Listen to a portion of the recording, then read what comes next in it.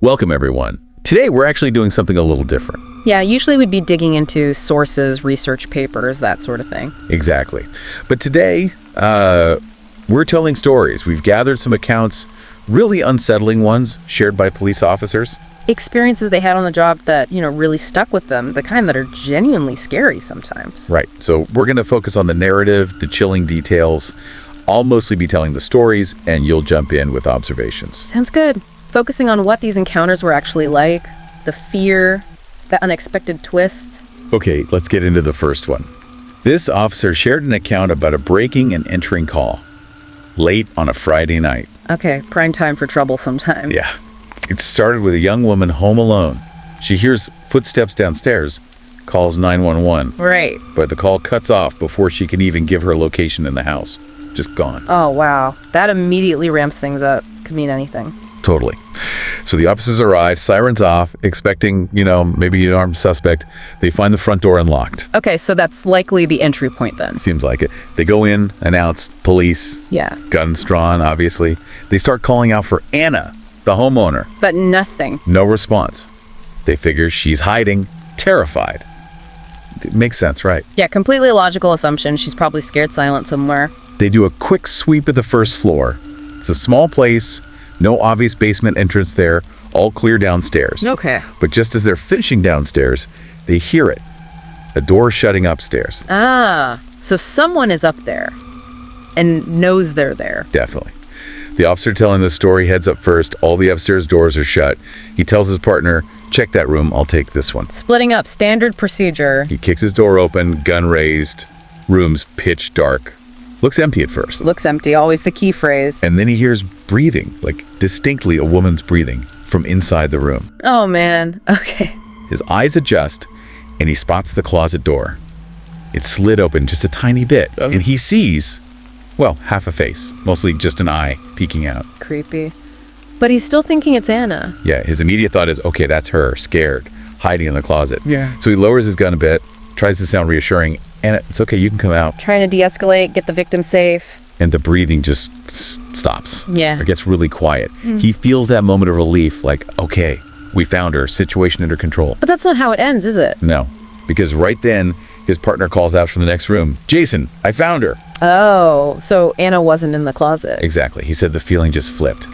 From relief instantly to, nausea, pure dread. If Anna's next door, who is breathing in this closet. Oh my God, right there with him. He snaps his gun back up, starts yelling, come out of the closet, show me your hands.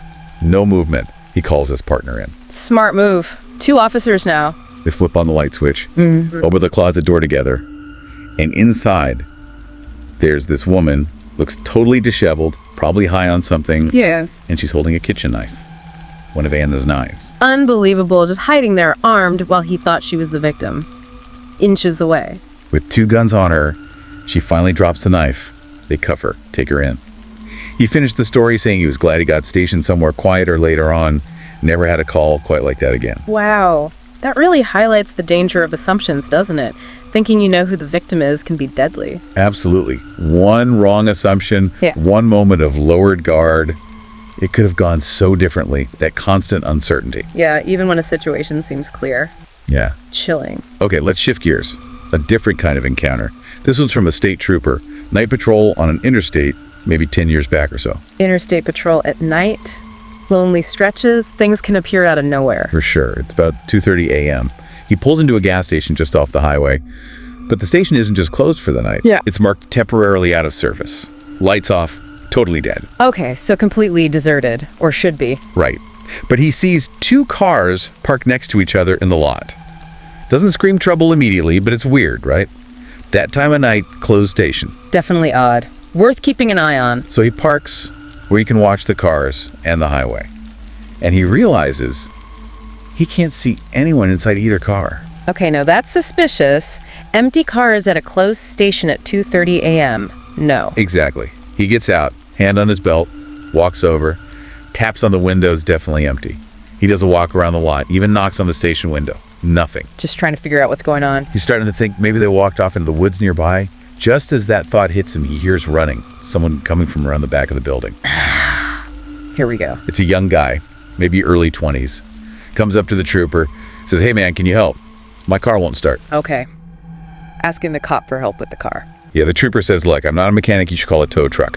But the kid practically begs him, just take a look under the hood, please. Insistent. Trying to draw him over to the car. The trooper, maybe against his better judgment, agrees. Walks over with the kid, pops the hood, asks about the battery, pretending he knows cars. Playing along. But while he's doing this, he notices the kid is looking around. Very oddly, is how he put it, like nervously scanning the area. Red flag. Big time. Trooper asks him, hey, whose car is that parked next to yours? Kid gets evasive. Oh, I don't know, I just parked here looking for a porta potty. At a closed gas station in the middle of the night. Yeah, right? Trooper said instantly it was bullshit. Total lie. He looks back at the kid and sees the kid's eyes flick to something. Someone. Behind the trooper. Oh, no. He spins around, there's another guy approaching him, and he's got a knife. Ambush. Just like that. Yep. Trooper draws his weapon immediately, aims it at knife guy. Yells commands. Did he comply? Thankfully, yeah. Drops the knife, hands go up. The first kid puts his hands up too. Trooper gets on the radio instantly, calls for backup, keeps them both covered. Okay, situation controlled for the moment. Good instincts. He cuffs knife guy first, puts him in the cruiser, grabs spare cuffs from the glove box, cuffs the first kid. Backup arrives pretty quick. So they're secured, but why were they really there? Still doesn't add up. Right. Once backup's there, the trooper goes to check behind the gas station where that first kid ran from, and he finds. He said it was the most disturbing thing he'd ever seen. 2 bodies, freshly dead, wrapped in garbage bags. Oh my God. They were cut up, 2 pieces each, he said, so they'd fit in the bags. And right there on the concrete next to the bags, a shovel. They were going to bury them right there off the interstate. That was the conclusion. Trying to dispose of bodies in the woods, probably got interrupted or were in a hurry. He called them some of the dumbest people for picking that spot. Wow. He said, realizing how close he came, standing there, about to help with the fake car problem, while the other guy was coming up behind him with a knife. Messed with his sleep for a good long while. I can only imagine. You go from trying to be helpful to nearly getting your throat cut by murderers. Just shows how quickly things can turn. The danger masked by a seemingly innocent request. A very stark reminder. Yeah. Okay, story number 3. This one involves a rookie cop working the night shift and repeated calls to the same creepy house. Oh, those repeat calls to weird locations can be really unnerving. Builds a sense of dread. Totally. First call comes in, 911 hang up. Dispatch sends him to check out a house a few miles into his own. Standard procedure. He gets there quick. Dirt driveway, trees, leads up to this house. It's pitch black, no lights on, no cars anywhere. He parks off to the side. Looks abandoned. Exactly. Yeah. Checks the front door locked. Windows all shut tight. Looks like nobody's lived there in years. He radios dispatch. Place looks empty, abandoned. And he leaves. Makes sense. Probably just a line issue or a misdial from somewhere else spoofing the number. You'd think. But the very next night, same shift, around the same time, another call. 911, same address. Okay, now that's weird. Not just a coincidence then. And this time, dispatch heard something before the line cut. Crying. Crying. Okay, that changes everything. That's not an abandoned house anymore. That's a potential victim. Right. So they send him back. He drives up that same dark driveway again. Still no lights, no cars. Looks exactly the same. What? But this time, the front door. It's cracked open. Just a little bit. Oh, that's not good. Different from last night. Deliberate, maybe. He approaches carefully. Knocks, but keeps his hand on the doorknob so it doesn't swing open more. Calls out. No answer. Silence. He calls dispatch back. Tells them, look, door's open now. They heard crying on the call. Gets clearance to go in. Right. Gotta check it out now. Exigent circumstances. Well, But he's going in alone. To a dark, possibly occupied house. yep.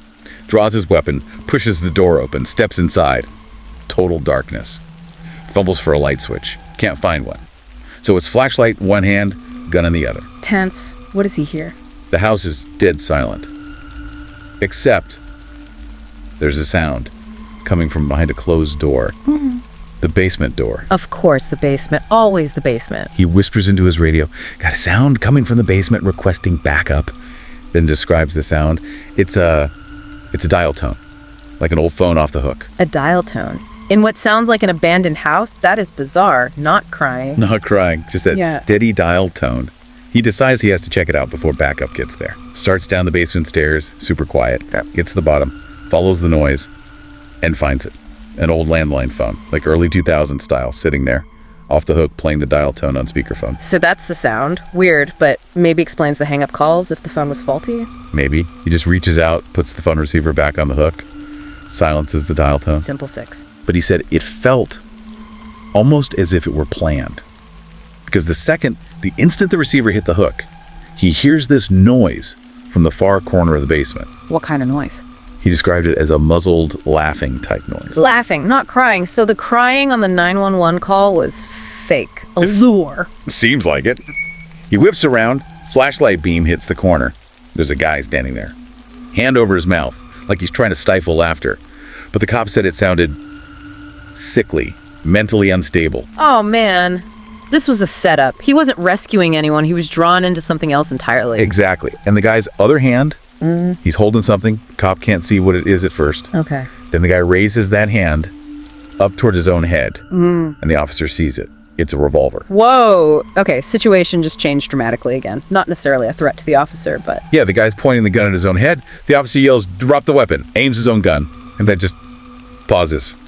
Revolver to his temple. Looks like he's about to pull the trigger. Oh, God. What does the officer do? Lethal force against someone not threatening him? Or let him? He has milliseconds. He makes the call, shoots the guy in the arm, twice, non-lethal areas. To make him drop the gun. Exactly. Guy drops a revolver, screams in pain. Officer moves in, cuffs him, gets him upstairs, calls for medical.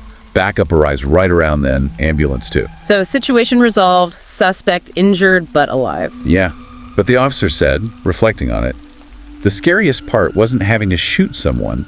It was being mere seconds away from seeing a man spray his brains out onto the wall. Yeah, that's a different kind of horror. Witnessing that kind of violent end, especially when you were lured there under false pretenses by the person doing it, the psychological weight of that is immense. It really stuck with him, the sheer calculated strangeness of it all. The phone, the feet crying, the laughter, the near suicide. Speaks to the unpredictable mental states officers can encounter. People capable of intricate, disturbing plans. Definitely. Okay, moving on. Fourth story. This one starts as a pretty standard call. A welfare check. Welfare checks. Yeah, you never know what you'll find behind that door. Could be nothing, could be a medical issue, could be much worse. This one came from an ex-boyfriend. He called police because he'd gotten some concerning texts from his ex-girlfriend. Like what kind of texts? Stuff like, wishing they hadn't broken up, saying she couldn't go on without him. Classic red flags for potential self-harm. Absolutely. Good that he called it in. So officers go to her place, knocking, pounding on the door, no answer. They try calling the number the ex gave him. Someone answers, then hangs up immediately. Okay, so she's definitely in there and aware they're there, but not responding. They can actually hear sounds inside through a window, confirm she's there. So they announce, "Police, open the door or we'll break it down." Standard warning. Giving her a last chance to comply. After that, they hear. He described it as some slurred mess of speech, and the sound of the door being unlocked, but she doesn't actually open it. Okay, minimal compliance. Sounds like she might be intoxicated or impaired somehow. They push the door open themselves and find her inside, a young woman.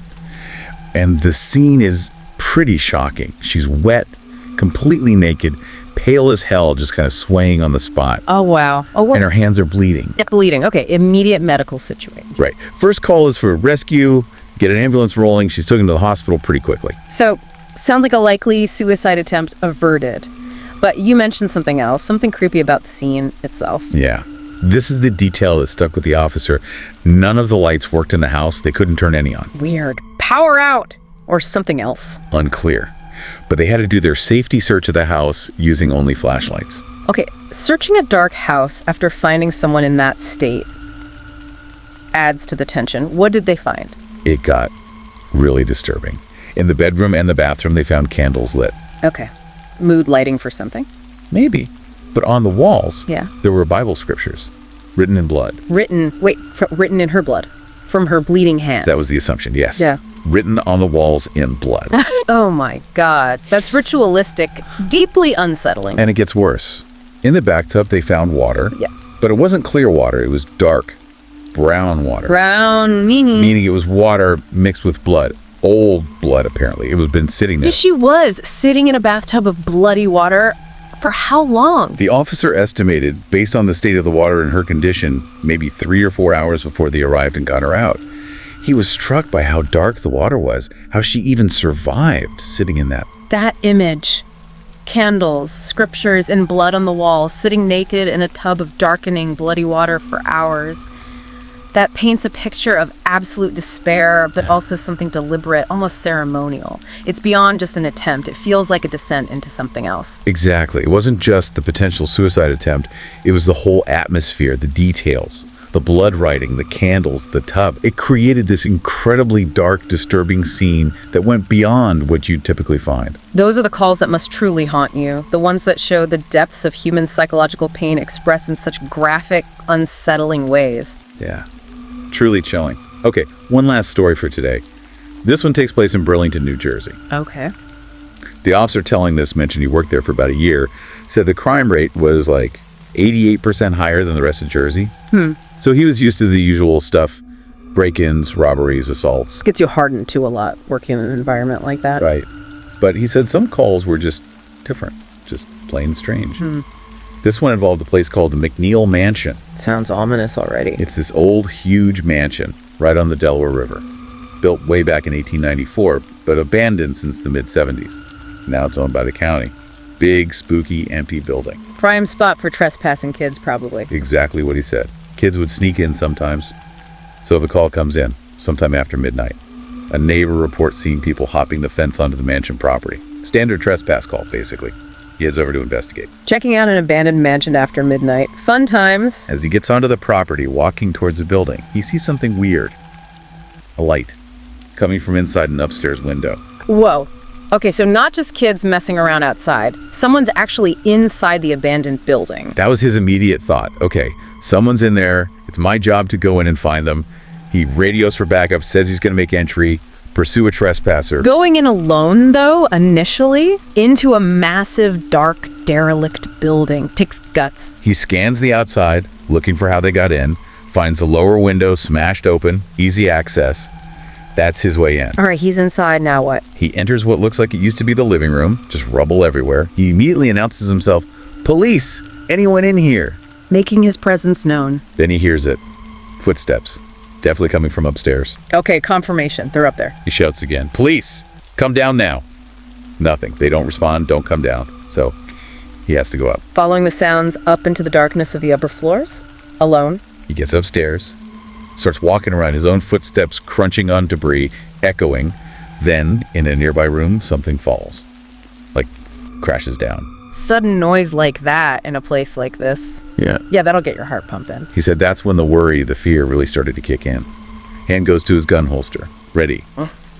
But he admitted, having a gun doesn't make you feel invincible in a creepy old mansion in the dark. No, I bet not. It just makes you prepared for one specific kind of threat, maybe.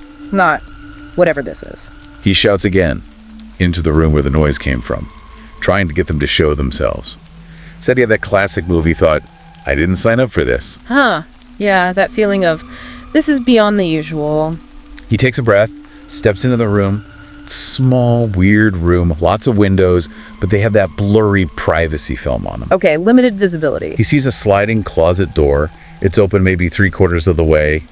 Strong suggestion someone's hiding inside. Right, classic hiding spot. He decides against drawing his gun immediately. Takes out his pepper spray instead.